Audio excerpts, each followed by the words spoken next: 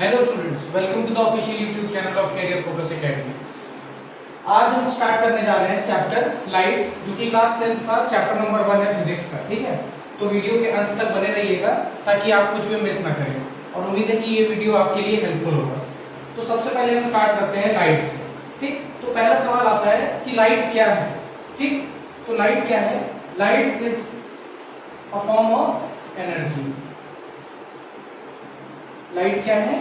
एक form of energy है।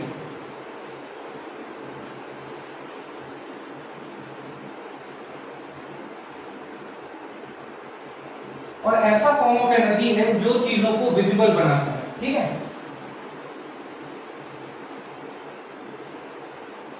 That helps us to see things. Light क्या है? एक ऐसा फॉर्म ऑफ एनर्जी है जो हमें चीजों को देखने में हेल्प करता है। जैसे कि एग्जांपल के लिए अभी आपको कुछ दिखाई दे रहा होगा? नहीं। क्यों? क्योंकि इस कमरे में लाइट नहीं है, लेकिन जैसे ही हमने लाइट को ऑन किया सब कुछ विजिबल हो गया। ठीक, तो इससे साबित होता है कि लाइट क्या है? एक फॉर्म ऑफ एनर्जी है जो हमें चीजों को विजिबल करता है। तो अब हम पढ़ेंगे प्रॉपर्टीज ऑफ लाइट। ठीक है, कि लाइट की क्या क्या प्रॉपर्टीज हैं।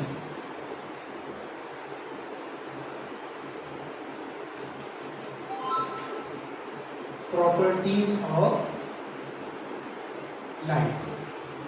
तो मेजरली अगर हम देखें तो हम 4 प्रॉपर्टीज के बारे में यहां पर डिस्कशन करेंगे।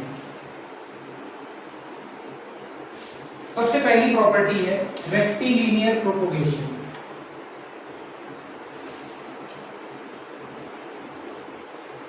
Rectilinear propagation of light. ठीक है, इसका क्या मतलब है? रेक्टिलिनियर शब्द का मतलब है कि लाइट हमेशा एक स्ट्रेट लाइन में ट्रेवल करती है। ठीक है, यही लाइट की फर्स्ट प्रॉपर्टी है। ठीक, कि लाइट की कोई भी रे हमेशा कैसे ट्रेवल करती है? इन अ स्ट्रेट लाइन। आपने एक्सपेरिमेंट पढ़ा भी होगा कि अगर हम एक रॉड को लेते हैं और इस रॉड के एक तरफ हम एक कैंडल को रख दें और यहां से हम उस कैंडल को देखने की कोशिश करें विद एन आई, तो हमें यहां पर ये कैंडल विजिबल हो जाएगी। लेकिन अगर इसी रॉड को हम ब्रेक करके इसका शेप चेंज कर दें तो क्या अब ये लाइट हमें विजिबल होगी? नहीं। क्यों? क्योंकि लाइट कैसे ट्रेवल करती है? एक स्ट्रेट लाइन में ट्रेवल करती है। पॉइंट नंबर 2, दूसरा पॉइंट है speed of light. Speed of light. अब स्पीड ऑफ लाइट वैक्यूम में, इन वैक्यूम और एयर, वैक्यूम या एयर में लाइट की स्पीड कितनी होती है?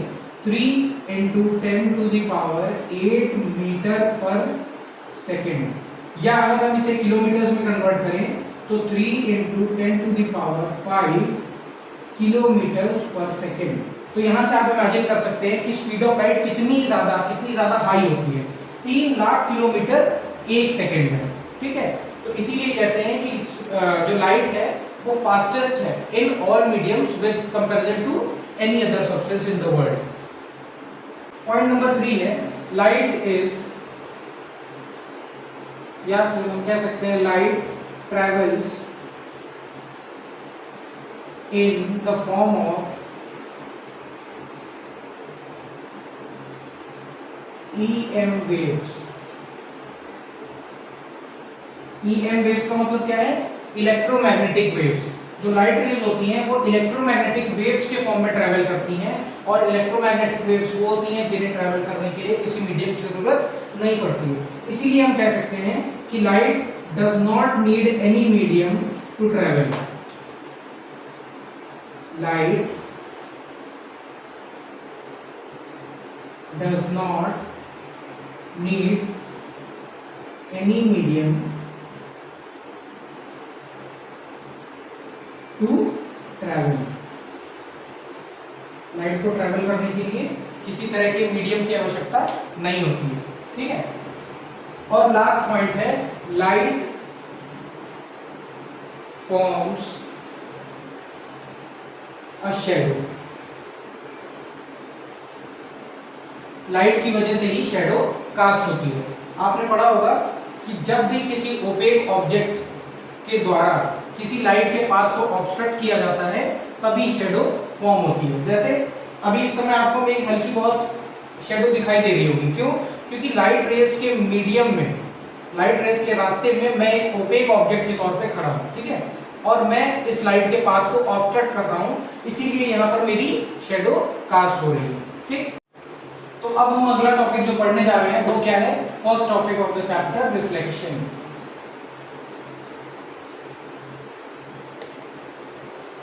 रिफ्लेक्शन क्या है? बाउंसिंग बैक ऑफ लाइट रे,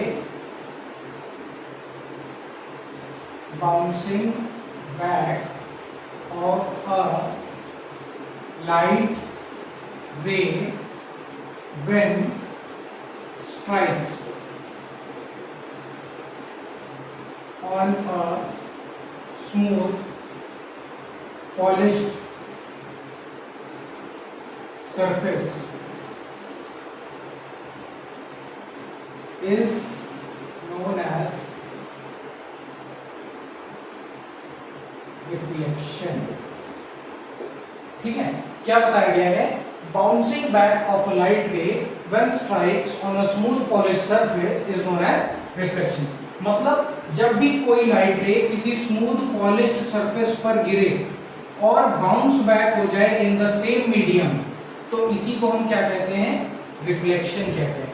अब ये जो रिफ्लेक्शन है, ये जो फिनोमेना है रिफ्लेक्शन का, ये सिर्फ लाइट में नहीं होता है बल्कि साउंड में भी होता है। जैसे कि मैं कुछ बोल रहा हूँ तो आप तक आवाज पहुंच रही है ना, लेकिन अगर मैं इस तरफ घूम जाऊं और कुछ बोलता हूँ फिर भी आप तक वो साउंड पहुंचेगी। कैसे? मैंने जो बोला वो साउंड वेव्स यहाँ आसपास के सरफेस से यानी कि इन वॉल्स से रिफ्लेक्ट होकर आप तक पहुंचती है और फिर आपको मेरी साउंड सुनाई देती है। उसी तरह लाइट रेज भी रिफ्लेक्ट होती है। ठीक, तो अब हम पढ़ने जा रहे हैं लॉज ऑफ रिफ्लेक्शन।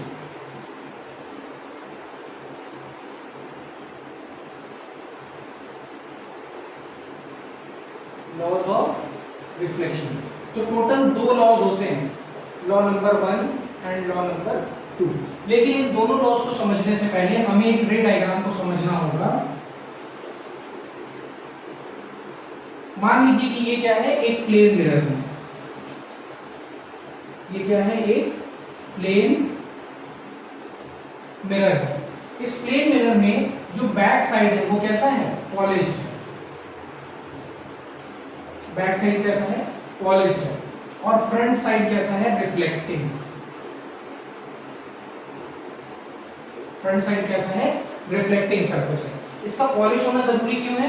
ताकि कोई भी लाइट रे जो इस मिरर पे फॉल होगी वो इसके दूसरी तरफ ना निकल जाए, वरना अगर ये दूसरी तरफ निकल जाएगी तो इमेज फॉर्मेशन नहीं हो पाएगा। तो इसमें अगर इस सरफेस के परपेंडिकुलर हम एक लाइन को ड्रॉ करते हैं तो इस लाइन को कहा जाता है नॉर्मल। ठीक है, और जो भी रे इनसाइड आती है, इस आने वाली रे को इंसिडेंट रे कहा जाता है। इस रे को इंसिडेंट रे कहा जाता है। और ये वापस जाने वाली जो रिफ्लेक्टेड रे है, ये कौन सी रे है? Reflected ray. ठीक, उसके बाद इंसिडेंट रे और नॉर्मल के बीच बनने वाला ये जो एंगल हमें दिखाई दे रहा है, इस एंगल को एंगल आई से डिनोट किया जाता है। और ये एंगल क्या कहलाता है? Angle of incidence. Angle of incidence. उसी तरह रिफ्लेक्टेड रे के और नॉर्मल के बीच बनने वाला एंगल, ये एंगल आर क्या कहलाता है? Angle of reflection. Angle of reflection. ठीक है, तो जो फर्स्ट लॉ है हमारा, उसका कहना यही है कि जो एंगल ऑफ इंसिडेंस है, एंगल ऑफ इंसिडेंस वो इक्वल होता है, is equal to the angle of reflection. ये जो एंगल ऑफ इंसिडेंस है ये एंगल ऑफ रिफ्लेक्शन के बराबर होता है। दैट मीन्स एंगल आई जो होगा वो बराबर होगा एंगल आर के। लेकिन ये ऐसा कब होता है? In case of plane mirror. उसके अलावा अगर हम बात करें सेकेंड लॉ की, तो जो सेकेंड लॉ है उसका क्या कहना है? The angle of the ray of incidence, the ray of incidence comma point of incidence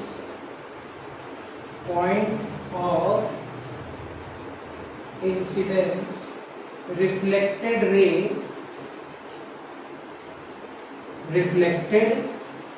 ray and normal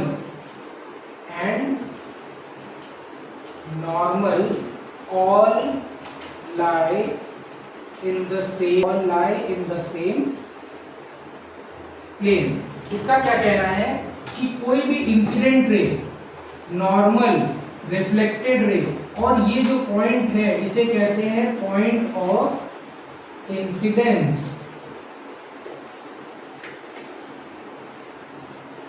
ये सब एक ही प्लेन पर लाई करते हैं। यही वो दो लॉज ऑफ रिफ्लेक्शन है। अब इसके बाद जो हम पढ़ने जा रहे हैं टॉपिक वो है reflection through a plane mirror. तो अब हम देखेंगे कि एक प्लेन मिरर से होने वाला रिफ्लेक्शन कैसा होता है और उससे बनने वाली जो इमेज है उसकी क्या प्रॉपर्टीज होती है। अब नेक्स्ट टॉपिक है reflection through a plane mirror.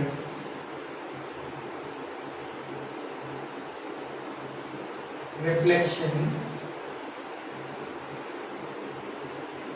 Through a plane mirror. अब एक प्लेन मिरर से होने वाला रिफ्लेक्शन कैसा होता है इसको देखते हैं। ठीक है, सबसे पहले हम ड्रॉ करेंगे एक प्लेन मिरर जिसका एक साइड पॉलिश्ड होगा, जिसका एक साइड कैसा होगा? पॉलिश्ड, और दूसरा साइड होगा रिफ्लेक्टिंग। अब क्योंकि एक प्लेन मिरर पॉलिश है इसका मतलब इसमें पड़ने वाली रेस दूसरे साइड में पास नहीं होगी और रिफ्लेक्ट होकर सेम मीडियम में रिटर्न हो जाएंगी।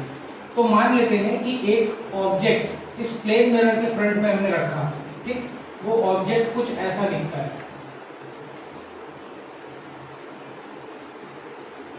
ठीक है, अब ये मत कहना कि ड्राइंग बहुत बुरी है।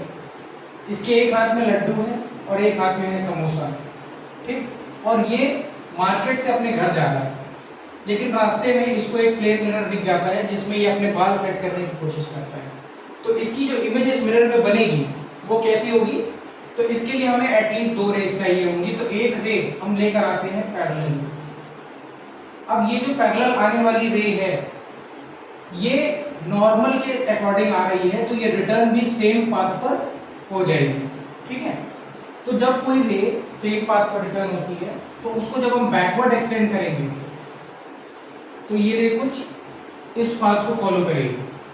उसी तरह दूसरी कोई रे है हमारे पास, वो ऐसे ट्रेवल हो रही है ना।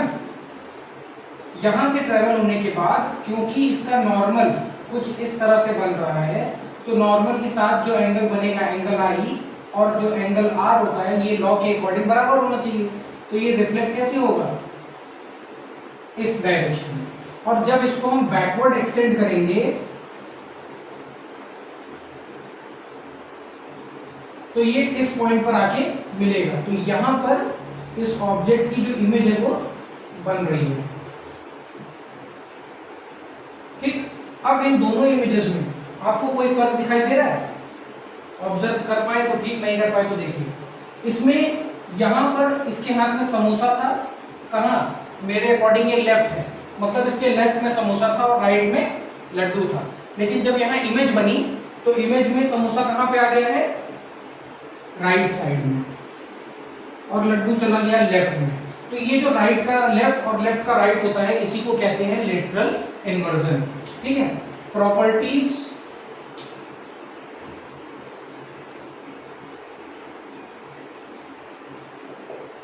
Of image formed by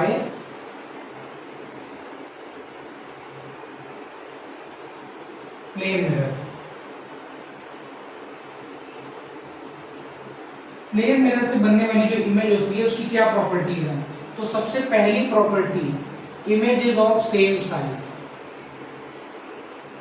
image is of same size. जो इमेज का साइज है वो ऑब्जेक्ट के साइज के बराबर होता है। Point number 2, image is real नहीं, image is virtual and erect. Image कैसी है? वर्चुअल है और इरेक्ट है। वर्चुअल इमेज क्यों है? देखो, दो तरह की इमेजेस होती हैं, एक होती है रियल और एक होती है वर्चुअल। इनमें डिफरेंस क्या है? जो रियल इमेजेस होती हैं वो स्क्रीन पर ऑब्टेन हो सकती हैं, लेकिन जो वर्चुअल इमेजेस हैं इनको स्क्रीन पर ऑब्टेन नहीं किया जा सकता। मतलब अगर हम प्लेन मिरर के सामने खड़े हैं तो हमारी इमेज प्लेन मिरर में दिखाई देगी, लेकिन अगर हम मिरर के सामने से हट जाएं तो इमेज भी गायब हो जाएगी। लेकिन अगर कैमरे में हम कोई इमेज को क्लिक करते हैं तो सामने से वो ऑब्जेक्ट हटाने के बाद भी हम उस इमेज को देख सकते हैं। तो किसका एग्जांपल होगा? रियल इमेज का। तो जो इमेज फॉर्म होती है प्लेन मिरर के द्वारा वो कैसी होती है? वर्चुअल होती है और इरेक्ट होती है। इरेक्ट का मतलब क्या है? इरेक्ट का मतलब होता है अपराइट इमेज। मतलब जो ऑब्जेक्ट है इसमें टॉप पर हेड था और बॉटम में लेग्स थे, तो जो ऑब्जेक्ट की इमेज बनी है इसमें भी लेग्स बॉटम में और हेड टॉप पर ही है। इसी को कहते हैं अपराइट यानी कि erect image. Point number 3, image is laterally inverted. Image कैसी होती है? Literally inverted. अभी बताया कि इसमें राइट का लेफ्ट और लेफ्ट का राइट हो जाता है, इसी को कहते हैं लेटरल इन्वर्जन। तो इमेज जो प्लेन मिरर से बनती है वो कैसी होती है? लेटरल इन्वर्टेड होती है। Point number 4, image is at same distance as object from the mirror,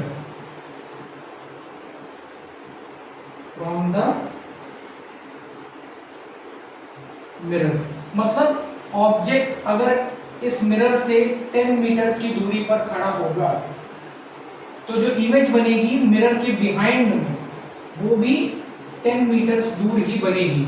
अगर इन केस इस ऑब्जेक्ट को हम धीरे धीरे मिरर के पास लाना शुरू कर दें तो ये इमेज भी धीरे धीरे मिरर के पास आना शुरू हो जाएगी। अगर हम ऑब्जेक्ट को यहाँ से उठा के दूर ले जाएं तो ये इमेज भी दूर चली जाएगी। ठीक है, तो जो रिलेशन होता है इमेज और ऑब्जेक्ट के बीच में ये कैसा होता है? डायरेक्ट रिलेशन होता है।